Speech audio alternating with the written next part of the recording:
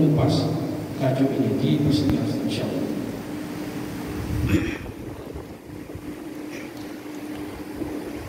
أعوذ بالله السميع العليم من الشيطان الرجيم بسم الله الرحمن الرحيم إن الحمد لله نحمده ونستعينه ونستغفره ونعوذ بالله من شرور أنفسنا ومن سيئات أعمالنا من يهده الله فلا مضل له ومن يضلل فلا هادي له أشهد أن لا إله إلا الله وحده لا شريك له وأشهد أن محمدا عبده ورسوله اللهم صل على محمد وعلى آل محمد كما صليت على إبراهيم وعلى آل إبراهيم وبارك على محمد وبارك على محمد كما باركت على إبراهيم وعلى آل إبراهيم في العالمين إنك حميد مجيد.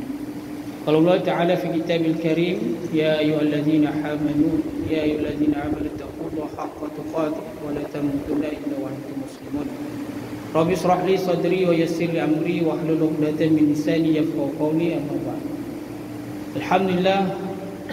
Alhamdulillah summa alhamdulillah. Pertama-tamanya kita panjatkan setinggi-tinggi rasa syukur kita kepada Allah Subhanahu Wa Taala kerana dengan limpahan kurniaan nikmat yang Allah berikan kita pada malam ini, Allah berikan kita kekuatan untuk datang solat maghrib secara berjemaah, dan juga alhamdulillah kerana Allah Subhanahu Wa Taala masih lagi memberikan kita peluang untuk bernafas pada malam ini. Masih diberikan nafas untuk bangun, untuk segar dengan kehidupan nikmat yang Allah berikan kepada kita. Ya.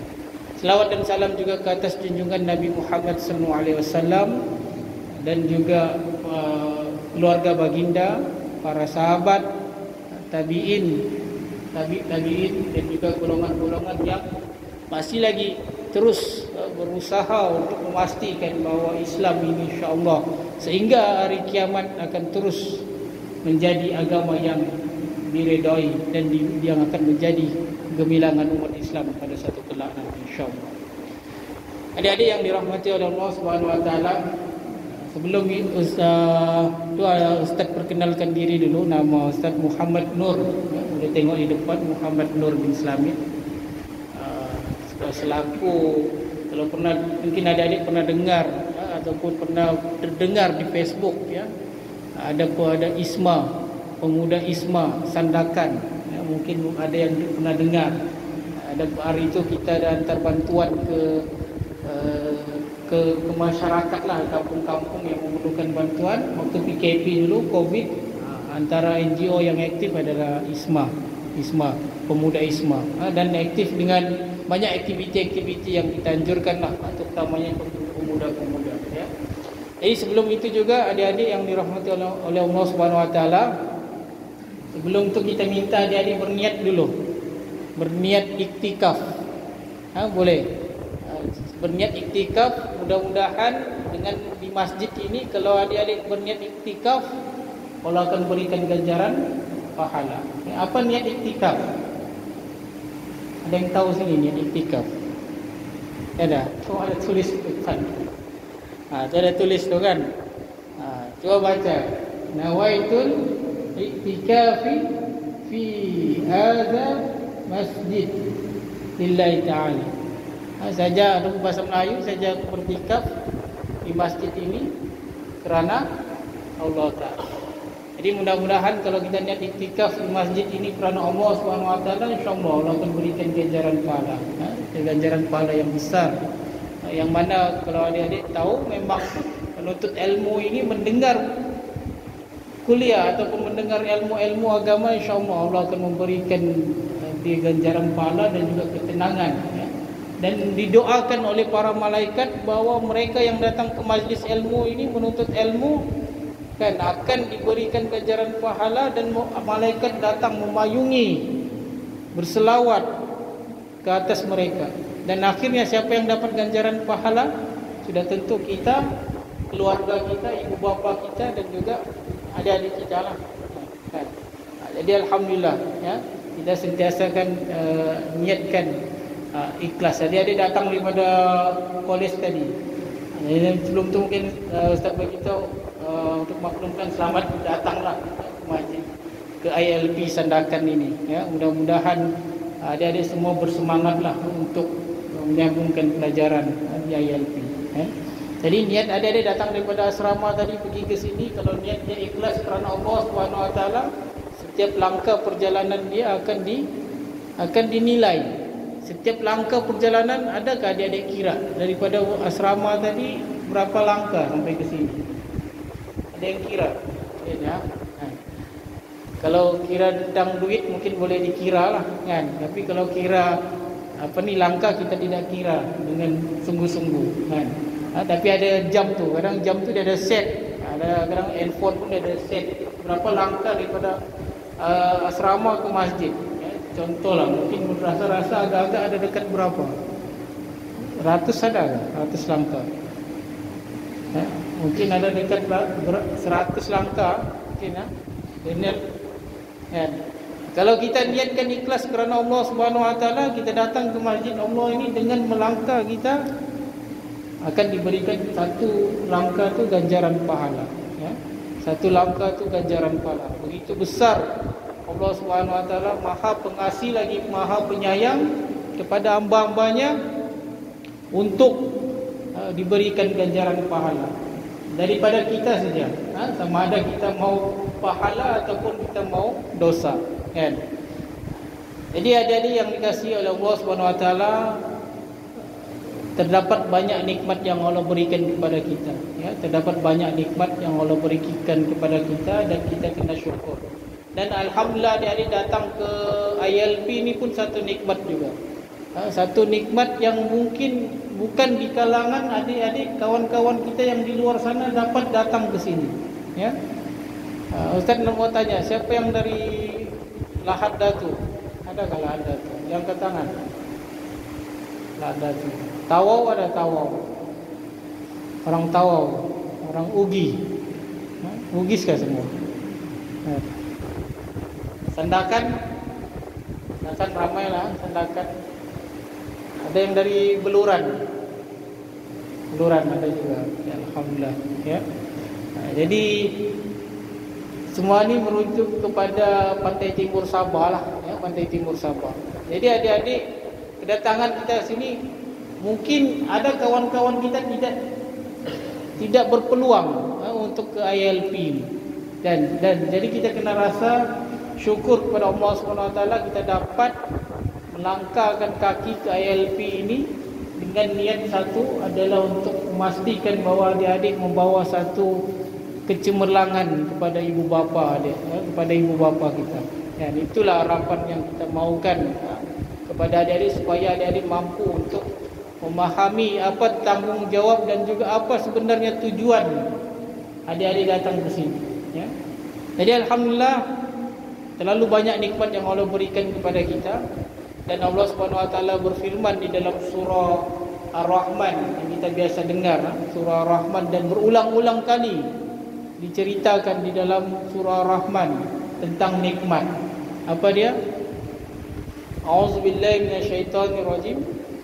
Fabi ayyi ala'i rabbikuma tukadziban. Shadaqallahul azim. Apa maksud dia? Maka nikmat apakah? Nikmat Tuhan apakah yang kamu dustakan? Dan berapa kali di dalam surah Ar-Rahman diulang? Ada yang kira? Siapa dapat jawab sini? Ustaz bagi makan KFC percuma di luar. Ada yang kira? Berapa kali disebut dalam surah Ar-Rahman tentang nikmat? Apakah nikmat Tuhan manakah yang kamu selalu dustakan? Fa bi ayyi ala'i rabbikuma tukadziban. Setiap itu berulang-ulang kita biasa dengar kan. Jadi kita kena tahu kenapa yang nikmat ini sentiasa dipersoalkan. Kadang sebab apa? Kadang manusia ini di dalam satu hadis diceritakan manusia ada dua nikmat yang selalu dilekakan, dilalaikan. Ada dua nikmat yang selalu manusia lalai. Yaitu pertamanya apa dia? Nikmat masa. Nikmat masa dia. Kan? Kelapangan dia. Nikmat lapang dia. Bila lapang, bila ada masa dia lupa, dia lalai dengan Allah Subhanahu Wa Taala. Tapi bila dia dalam keadaan sempit, dalam keadaan susah, baru dia ingat Allah, kan? Bukan adik-adik sinilah, mungkin yang di luar sana. Sini semuanya baik-baik, insyaAllah, kan? Lagi satu nikmat apa yang selalu manusia lalai? Nikmat kesihatan, nikmat sehat. Time manusia, waktu manusia dalam keadaan sehat, dia lupa. Dia tak pergi masjid, dia tak pergi berzikir, dia nak baca Quran, kan? Tapi bila dia sakit, baru dia sebut nama Allah. Perasan tak? Kan? Bila dia sakit, ya Allah ampunkanlah dosaku ya Allah, kan? Tapi jarang pergi masjid, kan? Baru dia ingat Allah. Cari Panadol kawan, kan? Baru dia ingat ya Allah doakanlah, kan? Kawan-kawan doakan. Tapi lepas tu sehat jangan lupa, kan? Pergilah masjid, ya? Itu kita kena nikmat, dua nikmat yang selalu manusia lalai, iaitu nikmat kesihatan dan juga nikmat masa, kelapangan, ya? Jadi adik-adik yang datang ke ILP ini, mudah-mudahan datanglah ke masjid ini. Walaupun jauh, kan, apa yang Ustaz bagi tahu tadi, setiap langkah tu akan diberikan ganjaran pahala. Diberikan ganjaran pahala yang sangat banyak. Adik-adik yang dirahmati oleh Allah Subhanahu Wa Taala, pahala ni bukan hari ni kita dapat.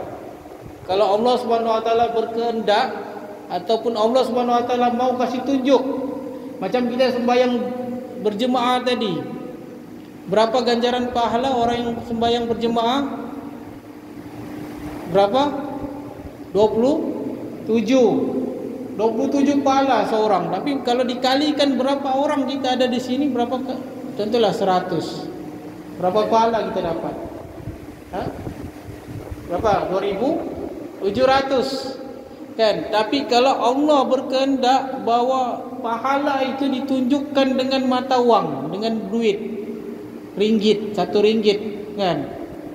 Rasa penuh ke masjid ini? Keluar-keluar saja kita terus ada 2.700 ringgit. Penuh ke? Penuh lah, kan? Sebab dibagi duit, kan? Kalau Allah bagi duit, datang sini. Tapi Allah tidak bagi duit, Allah akan berikan ganjaran pahala, yang mana pahala ini akan ditunjukkan nanti di mana? Di padang mahsyar, di yaumul qiyamah, di hari kiamat. Jadi adik-adik yang dirahmati oleh Allah SWT, datanglah ke masjid, ya. Datang ke masjid, insya-Allah Allah akan berikan kita ketenangan, ya.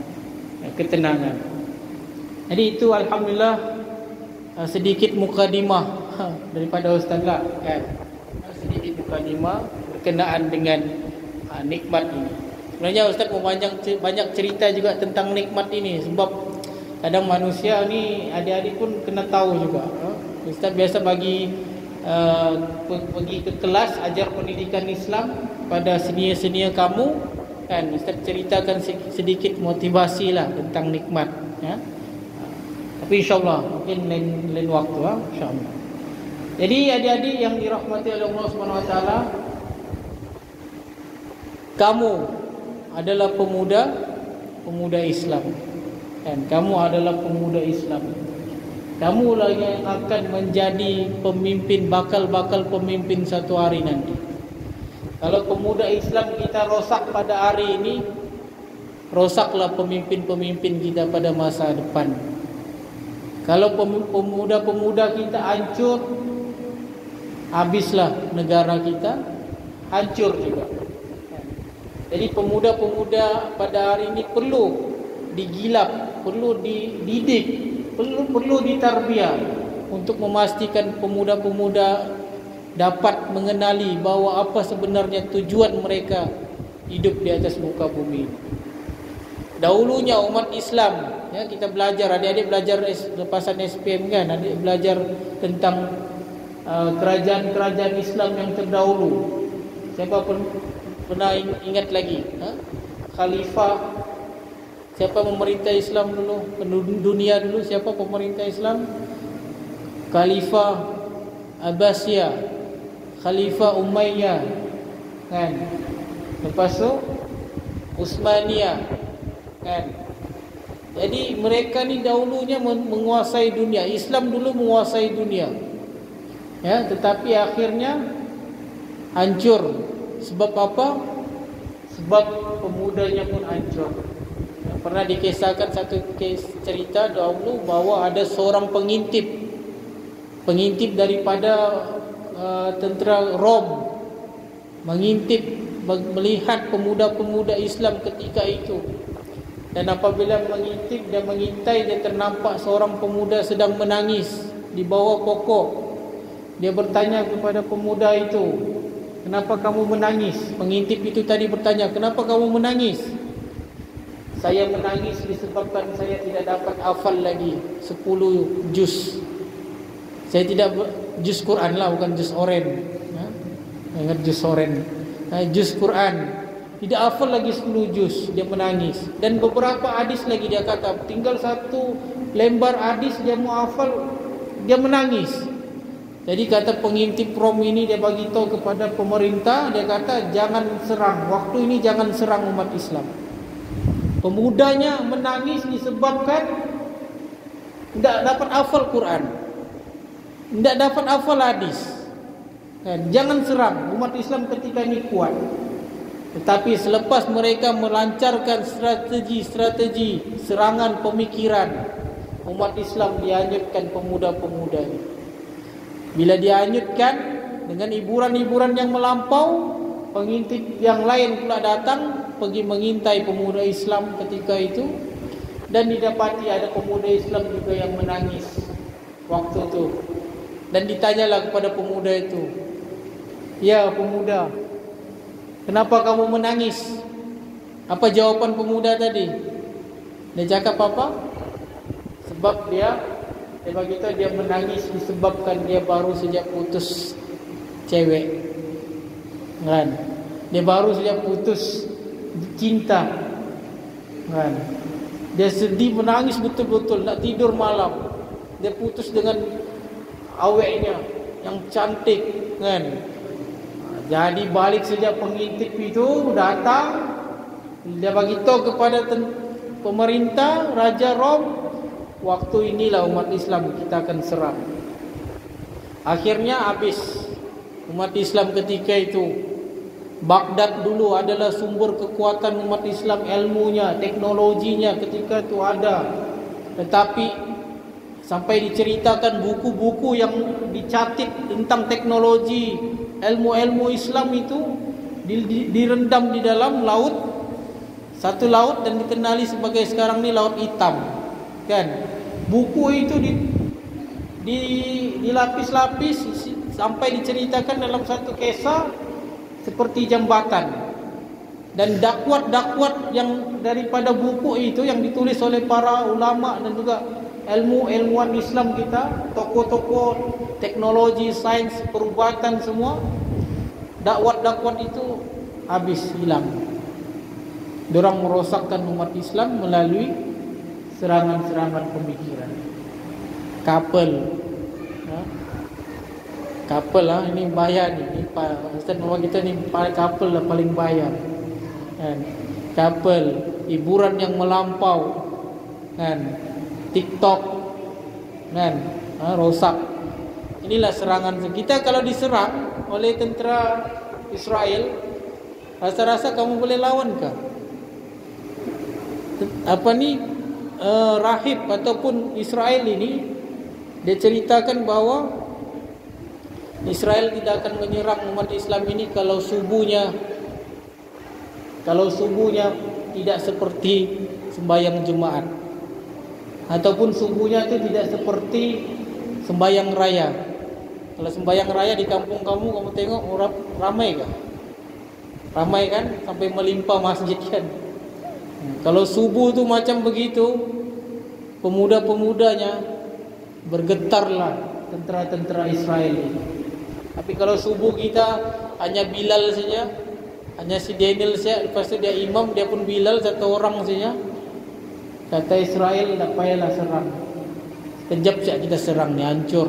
Kita serang dengan pemikiran saja, hiburan, kapal, semua dia serang, ya? Rosakkan umat Islam melalui pemuda, ya. Jadi pada hari ini insya-Allah kita mau adik-adik yang dikasihi oleh Allah Subhanahu Wa Taala kena kembali menguasai bidang teknologi. Kita mau lahirkan daripada adik-adik ini di sini sebagai pemimpin masa depan. Jadilah tokoh-tokoh ilmuwan Islam yang terdahulu yang menjadi sumber rujukan dunia ketika itu. Kita dulu menguasai dunia, tetapi akhirnya umat Islam hancur. Ya? Jadi kita kena kuasai semula bidang teknologi ini. Jadi adik-adik, daripada slide ini Ustaz mau bagi tahu bahwa kita kena tahu siapa saya di sini. Siapa saya? Siapa aku? Kenapa aku berada di sini? Apa objektif adik-adik datang ke sini? Apa tujuan adik-adik datang ke ILP? Kenapa? Adakah disebabkan benda-benda lain? Sudah tentu Allah Subhanahu Wa Taala berkehendak mentakdirkan adik-adik untuk ada di sini. Ya, ada sebab dia. Kita tidak tahu, Kita kena berusahalah. Siapa saya? Ataupun dalam bahasa Bugisnya, who am I? Itu bahasa Inggris bahasa Bugis. Who am I? Siapa saya? Kita daripada tadi seorang, Lepas tu kita beramai-ramai, kita bermasyarakat. Tahu tak masjid apa tu?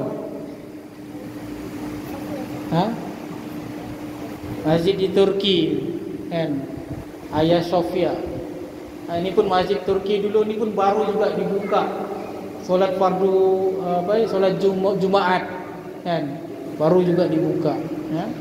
Berapa ramai manusia di atas muka bumi ini, Inilah masjid Hagia Sophia tu. Ustaz mau bawa kamu ni terbang daripada seorang tadi bermasyarakat, akhirnya dia pergi ke angkasa. Itu yang Ustaz mau bawa kemari ini supaya kamu mengenal apa tujuan dan siapa saya dan kenapa Allah menciptakan kita ini datang ke sini di muka bumi ini, apa sebab? Ya. Lepas tu kita terbang lagi ke atas. Ini di mana ni? Di Mekah. Siapa sudah pernah sampai sini umrah? Ada sudah? Belum InsyaAllah kita doakan adik-adik mudah-mudahan dapat pergi Mekah, ya. Lepas tu kita keluar lagi. Nampaklah bentuk bulat bumi, dan kita keluar lagi, ya. Kita nampak bumi di luar dan menunjukkan bahawa memang ada tokoh-tokoh ilmuwan Islam telah pun mengkaji, tapi daripada mana kajian ini? Macam mana tokoh-tokoh ilmuwan Islam yang terdahulu, seperti beberapa nama, ya, nanti kita bagi tahu sini ada tokoh ilmuwan Islam yang telah mengkaji alam semesta ini. Daripada mana adik-adik? Adakah daripada akal, pemikiran? Agak-agak daripada mana? Al-Quran, betul. Daripada Al-Quran. Al-Quran sudah menceritakan semua, menceritakan tentang alam semesta, tentang kejadian yang terdahulu, tentang kejadian yang akan datang, hari kiamat, akan datang. Ya, kalau kita baca dalam juz 30 ke bawah tu, memang diceritakan tentang berlakunya hari kiamat, tentang peristiwa hari-hari kiamat, apa yang menyebabkan ketakutan kepada manusia. Ya, kita tengok, ini planetnya yang kita belajar dulu, planet-planet yang ada, ya. Selepas itu ada lagi, galaksi Bima Sakti, kita ingat kita ni hidup di planet dalam lingkungan sistem Suria, dipanggil Suria, sistem Suria. Lepas tu Bima Sakti, rupanya ada lagi. Orang buat kajian rupanya besar, ya. Kita ni kecil saja, wallahu alam. Kita pun tak tahu, belum ada kajian. Ada orang putih buat kajian, ada UFO lah, kan ada makhluk asing lah, kita pun percayalah kan, ada makhluk asing kan, ya. Allah alam, sebenarnya pasti mungkin ada kehidupan juga di dalam itu, tapi kita tidak tahu. Selepas itu kecil lagi, dan kalau kita manusia tadi kita dalam keadaan seorang diri tadi, dan rasanya kita ini sangat-sangat kecil, sangat-sangat kerdil, ya. Dan akhirnya menjadi sistem galaksi yang semakin membesar alam semesta itu. Dan akhirnya kita pun tidak tahu di mana sudah bumi, kan? Sistem surya pun kita tidak tahu sudah di mana sudah, ya. Semua itu telah dijelaskan di dalam Al-Quran, ya. Kalau tengok, inilah dia punya, ya, bumi tadi kita tengok bumi, kan? Bumi dia pergi ke sistem surya, kan? Lepas tu dipanggil sini Bima Sakti lah, Milky Way, galaksi, kan? Lepas itu jadi kecil balik. Inilah besarnya kuasa Allah Subhanahu Wa Taala. Kekuasaan Allah Subhanahu Wa Taala itu sangat maha besar, ya, maha besar. Dan memang telah dijelaskan dalam Al-Quran. Sebagai contoh peristiwa yang katakan ada teori Big Bang. Kalau orang sains kan dia cerita, kita ni alam semesta ini ada teori Big Bang, maksudnya meletus tiba-tiba. Dan dia tidak mempercayai bahawa ada Tuhan, ya, tapi dia orang percayai bahawa tiba-tiba, kan, orang-orang yang golongan etis, kan, golongan yang yang tidak mempercayai adanya Tuhan, mereka menganggap kita ini tiba-tiba. Kita ini daripada monyet. Mengakukah dari monyet? Kan? Siapa mengaku dirinya dari monyet? Kan? Teori apa dipanggil? Teori Darwin. Diorang kata kita ni daripada monyet. Itu diorang lah itu yang monyet, kita bukan monyet, ya? Kita daripada tanah yang busuk yang diciptakan daripada keturunan Nabi Adam, kan? Bukannya daripada monyet. Kalau ada orang cakap kita daripada monyet, tampar muka dia sikit, kan? Ini salah ajaran ini, bahaya. Kita takut sebab golongan-golongan sekarang ini ada menggunakan akal. Dia menggunakan akal. Dia tidak sudah merujuk kepada Quran dan hadis, dia menggunakan akal. Ya, golongan-golongan ini dipanggil sebagai liberal. Liberal. Apa maksud liberal? Dia mengasingkan agama daripada kehidupan dia. Dia gunakan akal. Ya, dia gunakan akal. Sebagai contoh, saya bagi tahu ada golongan liberal di Malaysia juga, kan, yang menganggap bahawa tudung itu tidak wajib. Tudung itu tidak wajib. Dia cakapnya tudung ini adalah budaya orang Arab. Sebab di Arab itu time waktu ribut padang pasir, diorang kena pakai tudung supaya tidak kena pasir tu ke muka diorang, kan? Tetapi di Malaysia mana ada pasir, kenapa mau pakai tudung? Dia nak tengok Quran, dia tengok kepala otak dia sendiri, akal dia. Ini sangat bahaya, ya. Golongan-golongan liberal ini sangat bahaya, ya. Jadi kena hati-hati. Dan dia mengasingkan agama dalam kehidupan. Dan memang dijelaskan tentang alam semesta ini berkenaan dengan alam semesta ini diceritakan dalam Al-Quran, ya. Kita tengok dalam surah Az-Zariyat, surah yang ke-51 ayat ke-47, yang bermaksud, dan langit itu kami bangun dengan kekuasaan kami. Kami itu merujuk Allah lah, ya, Allah yang maha besar. Dan sesungguhnya kami benar-benar meluaskannya. Maksudnya Allah SWT menciptakan langit, kan, dengan meluaskan langit ini, alam semesta ini, yang mana kita kena ketahui bahawa ada satu pencipta yang menciptakan dunia alam semesta ini juga, yaitu siapa dia? Allah Subhanahu Wa Taala. Ada dirisaukan juga di zaman sekarang ni, ada golongan manusia yang berfikiran etis. Etis ni apa maksudnya? Etis ini dia jadi tiada agama, kan? Dia mempercayai benda-benda sains, kan? Tapi ada juga yang buat kajian sains. Tapi alhamdulillah bila tengok Quran dia masuk Islam. Ada juga, kan? Tapi ada juga golongan etis ni yang tidak mempercayai agama, akhirnya rosak, kan? Rosak, ya. Jadi apa sebab kita diciptakan oleh Allah Subhanahu Wa Taala di atas muka bumi ini? Kenapa Allah Subhanahu Wa Taala ciptakan kita? Ya. Dan tentu di dalam surah Az-Zariyat ayat ke-56, A'udzubillahi minasyaitonirrajim. Wa ma khalaqtul jinna wal insa illa liya'budun. Yang bermaksud, dan aku tidak menciptakan jin dan manusia itu melainkan supaya mereka beribadah kepadaku. Beribadah.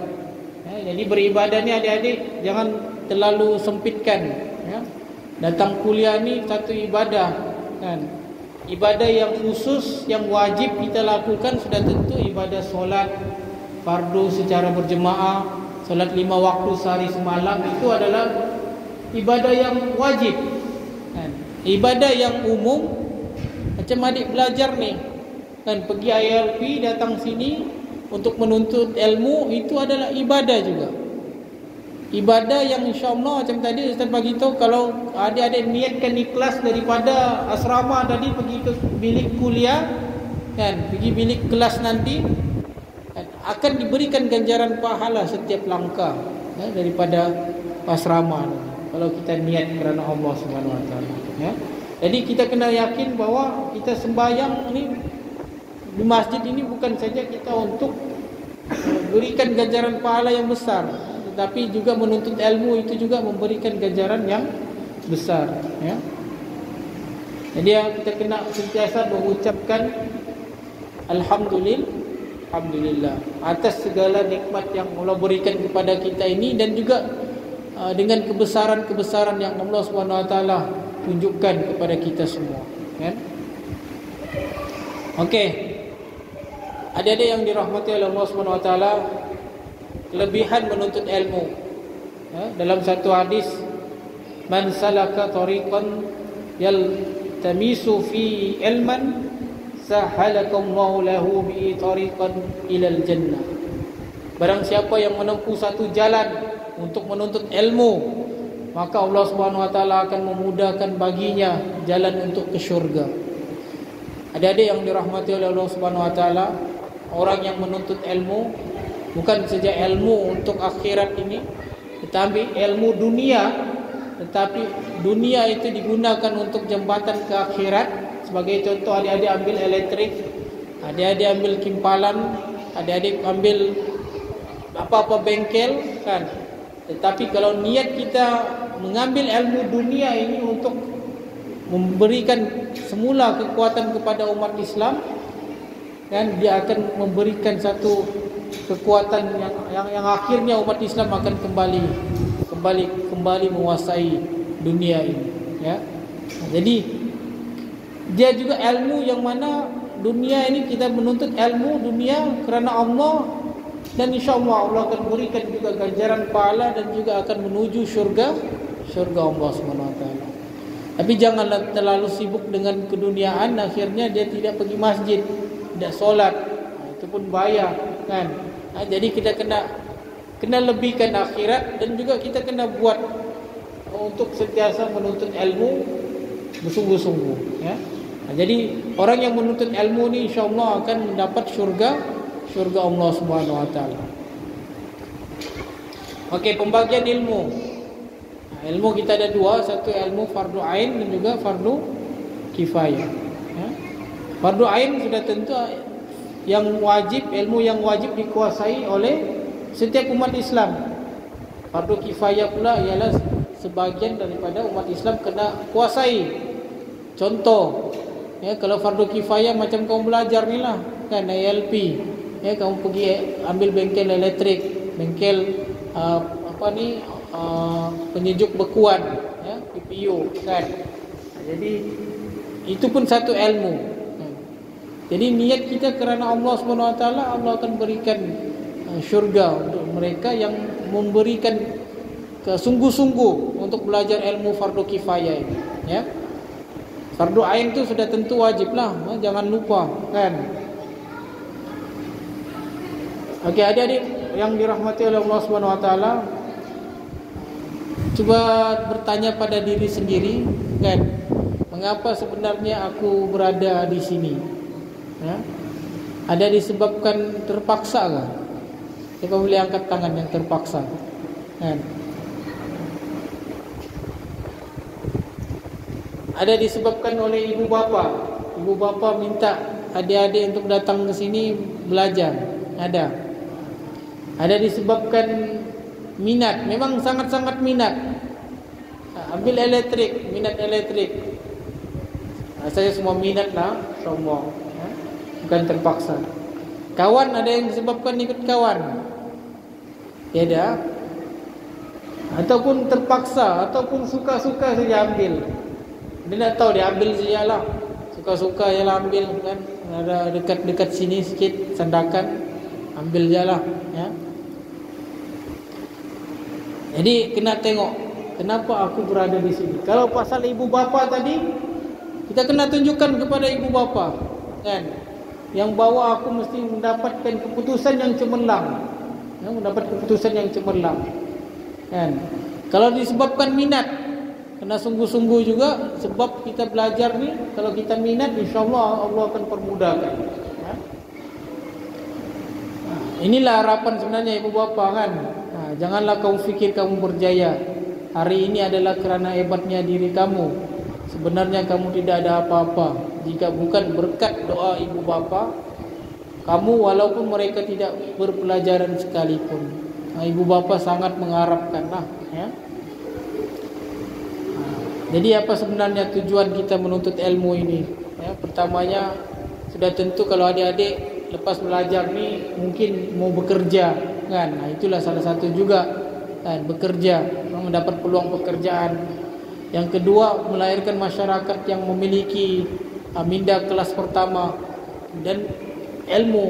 Baru-baru ni kita dengar adik-adik yang mendaftar college ataupun mendaftar university kan, mereka ada berapa persen? 13% saja yang mendaftar lepasan SPM. Diorang macam dah sudah mau belajar di university. Sebab dia cakap bagus jadi YouTuber, jadi TikTok kan, banyak lagi dapat duit daripada aku kerja, daripada aku belajar. Jangan begitu kan, jangan begitu. Itu bezanya orang yang minda kelas pertama, orang yang berilmu, dengan orang yang dia menganggap duit itu sebagai dia punya Tuhan kan. Jadi YouTuber, oh best, dapat duit. TikTok kan, dapat duit daripada aku belajar. Tapi sebenarnya itu merosakkan pemikiran umat Islam. Itu juga adalah serangan-serangan pemikiran, serangan-serangan pemikiran, menuntut supaya adik-adik pemuda-pemuda kita ini tidak lagi belajar bersungguh-sungguh, tidak lagi menuntut ilmu. Akhirnya kita jadilah seperti orang yang telah dirancang bahawa mereka ni akan merosakkan umat Islam itu sendiri, ya. Jadi adik-adik datang ke ILP ni, insyaAllah, ya, mudah-mudahan kita menjadi mempunyai minda kelas pertama. Lepas tu mencipta pelbagai peralatan berasaskan keperluan semasa. Adik-adik kena fikir apa yang mau diciptakan. Lepas grade ini apa aku mau cipta kan? Contoh kimpalan elektrik, apa dia boleh sumbang untuk teknologi pemuda-pemuda Islam kita hari ini? Apa yang boleh disumbangkan kepada masyarakat, kepada negara, ya? Dulu umat Islam kita menguasai 2/3 dunia. Umat Islam dulu kan, tetapi akhirnya dipecah-pecah dan kita jadi rosak, hancur kan umat Islam kita dulu hebat. Inilah tokoh-tokoh yang ada sebelum ini. Al-Khawarizmi, tokoh matematik. Kita menganggap kononnya yang paling hebat matematik adalah orang barat kan, tapi sebenarnya tokoh matematik adalah daripada umat Islam itu sendiri. Al-Khawarizmi, Al-Biruni, Ni masjid ni kan. Masjid nama dia Masjid Al-Biruni. Bukan disebabkan dia biru sebab tokoh Al-Biruni ni tokoh astronomi Islam yang terulung. Tokoh astronomi Islam. Sudah ada Al-Batani memperkenalkan teknik pengiraan astronomi secara trigonometri, melakukan aktiviti pencerapan terhadap bintang. Lepas tu kita ada Al-Jazari, digelar bapa kejuruteraan umat Islam, dulu hebat. Lepas tu kita ada Banu Musa, mencipta mesin menggunakan bantuan air dan angin, mencipta bencana automatik. Ini teknologi. Jadi adik-adik, siapa yang mau hebat, kembalikan semula kegemilangan Islam ini? Sudah tentu adik-adik lah kan. Jadi tujuan adik-adik datang ke sini kalau boleh mesti fikir apa yang boleh dibuat akan pada masa depan yang boleh diberikan contoh kepada masyarakat. Jadi kenapa pentingnya kita menguasai teknologi? Supaya umat Islam tidak ketinggalan dalam bidang sains dan teknologi, supaya umat Islam dapat menguasai cabaran dunia hari ini, agar umat Islam menyempurnakan tuntutan kewajiban menuntut ilmu, dan setelah sekali supaya umat Islam maju dari segi material dan juga spiritual. Maksudnya kita kena hebat, bukan datang sini masjid ingat mati saja kan. Datang masjid ingat mati saja, lama ustaz ni cerita pasal mati saja kan. Tapi jangan datang masjid kita mau ingatkan tentang kita dulu pernah menguasai dunia. Kita hebat dengan tokoh-tokoh Islam kita yang dahulu. Kapal terbang kan, kapal terbang. Siapa yang cipta kapal terbang? Dipanggil Ibnu Firas, tak silap Ustaz. Ibnu Firas, Abu Firas kan, Ibnu Firas kan. Dia yang mencipta kapal terbang yang pertama di dunia. Orang Islam hebat, kita kena kembalikan. Jadi datang masjid bukan semata-mata untuk ingat mati, tapi kita kena